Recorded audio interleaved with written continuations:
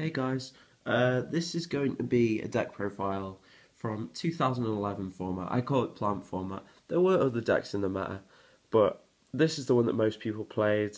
This deck is heavily influenced by Billy Break, and me and my friends like to play this deck at locals, just because it's a lot of fun. It takes a lot of skill as well, so I hope you guys enjoy. We started 1 BLS. This guy came back and immediately made an impact on the meta. It was played in plants, it was played in agents. It was massive, a huge card. Next card. This card needs no introduction. Tour Guide. I remember, like, for big tournaments, that format, people would say, if you don't have Tour Guide, don't bother going, because you won't win. And I can sort of understand the reasoning behind that. This card was insane. Like, it's still played now in Burning Abyss, but it's not the same power level that it had back then. Originally, you were able to search the next card, the Partner in Crime, Sangan. You were able to search the Sangan and detach it under an Exceed, and you were able to still get the search. That didn't last very long, but the ability to grab Sangan right out the deck and grab anything in the deck was so powerful. So the next card, again, so powerful. Reborn Tengu. This card recently came back in the January ban list, but it's lost a lot of its power. Back then, it was synchro fodder. Pure and simple. You summon the guy, it didn't matter what response they had, unless it was warning or judgment, obviously. If the summon went through, this card stuck. The only problem was drawing multiples. Debris Dragon, or Debris Dragon. This card's made for some nutty combos. It was an easy Black Rose Dragon, and it could even be a Trishula. The Plant Engine. You've got one Lone Fire. Lone Fire Blossom, still one of my most favourite cards in the game, and it could get you any of these. So, the two Tuners and the Dandy. These tuners would go on to be banned, actually, for being too generic, but they were insanely powerful. Dandelion led for enabled some nutty combos as well. It was just token abuse everywhere, and that was the main engine.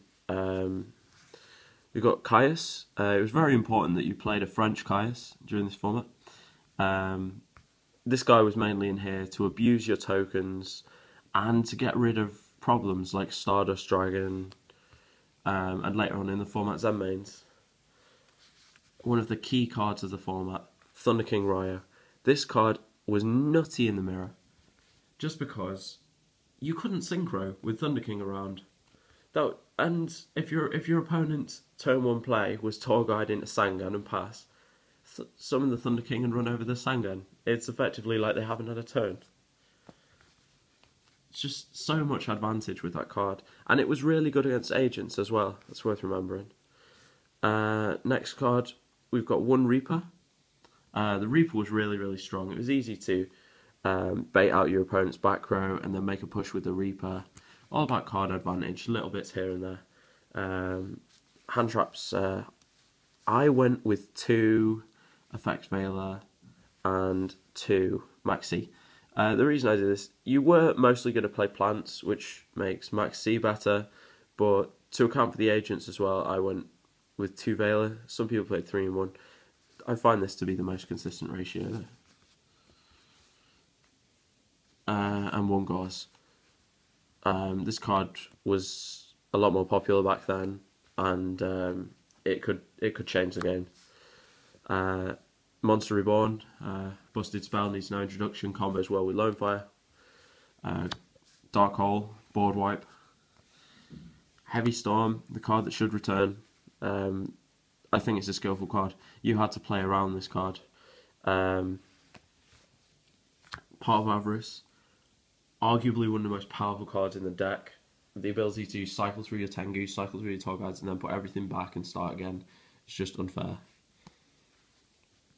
1 Book of Moon, Versatile card, flip down tuners, interrupt your opponent's plays. 2 copies of Mystical Space Typhoon, bit of back row destruction. Running 3 really wasn't that great. If I remember correctly, like the main decks in the format were plants and agents, and agents ran next to no back row. Plants, you ran like 5-6 traps maybe. 1 copy of Goat or Sundenbock. I've probably nosed up that German, but anyway, good card. Foolish Burial, 1-for-1, both combo cards. 1-for-1 Dandy's one of the most obnoxious plays in the game. 2 copies of Enemy Controller. You play loads and loads of tokens, abuse them, take your opponent's guys. Synchro with stuff. Get rid of their Sangans by putting them under your Exceeds. 1 copy of Mind Control. This card, so powerful. The fact is, everyone was running tuners everywhere. It was too easy to take one and go off in your opponent's turn. Well, in your turn. The Solemn Brigade. It's quite simple. If you have 2 Solemn Warning, you play 2 Solemn Warning. If you have 3, you play 3. The card was absolutely insane. Torrential Tribute. Obviously, if your opponent's overextended, got a bit greedy, punish them. And the last card is Dust Shoot. Every stacker's dream. This card in your opening hand was insane. Opening with this card, just the knowledge that you get from that, it's usually enough to swing the door. Onto the extra deck, I played 1 copy of Leviathan Dragon. Obviously, when you could go Tour Guide Sangan and detach and get the search, like people would go into Leviathan Dragon regularly. Start your turn with a 2,500 beta and a card you searched off Sangan, just off a Tour Guide. It's great, right? Levier. This allows for some great combos if you're banishing stuff for BLS. If you're banishing like plants to activate Spore, like it had a lot of utility. And stealing your opponent's stuff that they banish. Don't forget that. Zamains, this card arrived late in the format when Photon Shockwave came out with Rabbit. But yeah, obviously you had to play this in the deck. Shooting Star Dragon, this was player preference. Honestly, like not a lot of people play this. Billy didn't play this, and I can see why he didn't. I rarely make this card. It's mainly for nostalgia. Trishula, the card which needs to come back. We've got the Neckloff equivalent, but it's not the same. Like Trishula needs to return. 1 copy of Stardust Dragon. What can you say about Stardust? It was the secure, safe option to go with. Scrap Dragon. If you needed to push through, needed to deal with an annoying Reaper, this was the card to get you there. Colossal Fighter, just a big guy, styling your opponent. Black Rose Dragon, punishing your opponent for setting everything on the board. Just a board wipe like it's always been. Ancient Fairy Dragon, I went with this card because it has like a nice little play. It's a good defense, and you can special summon the guy. But people use the soft cheat with this card, like because the second line you cannot conduct your battle phase the turn you activate this effect.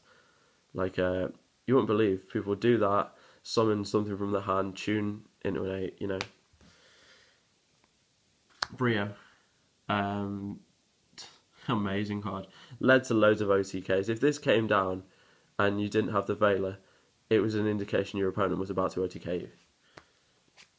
Orient Dragon dealt with a lot of the bigger synchros in the meta, but with Stardust, it was the Stardust killer mainly. Librarian, so powerful it went to 1 just because of the ridiculous drawing. In the format, everyone was synchro summoning, so you would draw cards when your opponent synchro summoned as well. Allied Justice Catasta, the bane of Agent's existence. Like this card was really powerful. It's a nice option to have, and 1 Formula Synchron.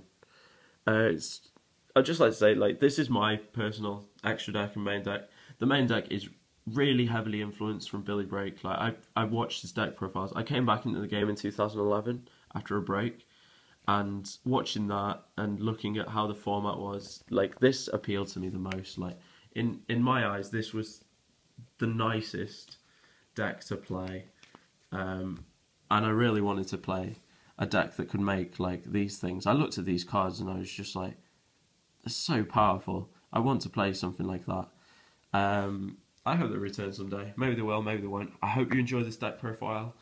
I strongly encourage you to try past format decks, just to increase your knowledge of the game, and open yourself to new play styles. I hope you guys enjoyed it, and I'll be back with more content very soon. Bye.